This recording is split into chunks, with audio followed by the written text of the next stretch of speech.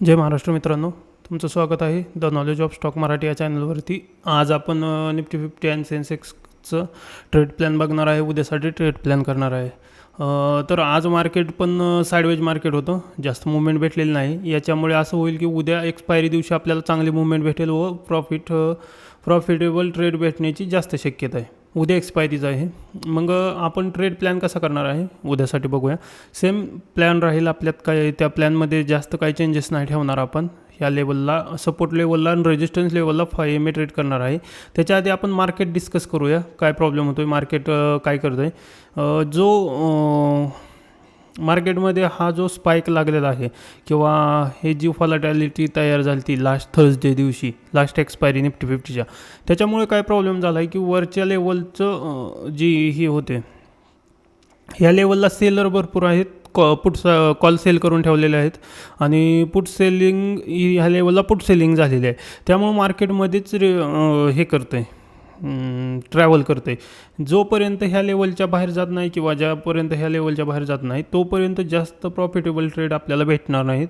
त्यामुळं आपण प्लॅन काय करणार आहे, सपोर्ट जर इथून मार्केट इथं जायचं म्हणलं तर इथं सपोर्ट घेऊन रेजिस्टन्स घेऊ शकतं आणि खाली येऊ शकतं. त्यामुळं आपण इथला 5 MA प्लॅन करतो आहे. आणि ह्या लेवलचा 5 MA का प्लॅन करतो आहे, कारण रेजिस्टन्स जर इथून मार्केट खाली यायचं म्हणलं तर इथपर्यंत येस तर मार्केट्स थोडं स्लो डाऊन होणार आणि इथून ब्रेक करणं, मार्केट इथून इथपर्यंत ट्रॅव्हल करू स्लो डाऊन होईल आणि इथून खाली ब्रेक करणं जरा थोडं अवघड जाईल. त्यामुळे एक रिट्रेसमेंट येऊ शकते आणि ह्या लेवलपर्यंत आपण ट्रेड प्लॅन करू शकतो. या लेवलपर्यंत आपण ट्रेड प्लॅन करू शकतो उद्या.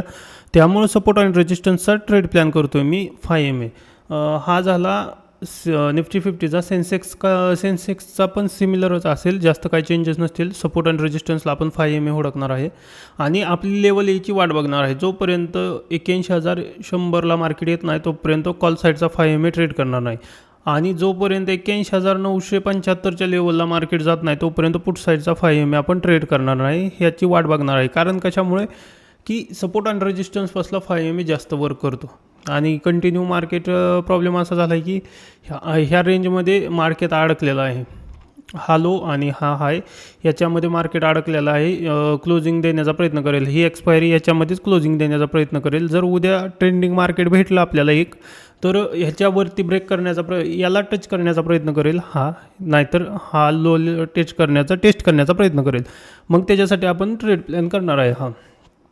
तर आपण भेटूया मित्रांनो पुढल्या व्हिडिओमध्ये. या व्हिडिओमधून तुम्हाला इन्फॉर्मेशन भेटली असेल किंवा माहिती भेटली असेल तर ह्या चॅनलला जरूर सबस्क्राईब करा आणि आपल्या मित्रांनाही शेअर करा. धन्यवाद मित्रांनो.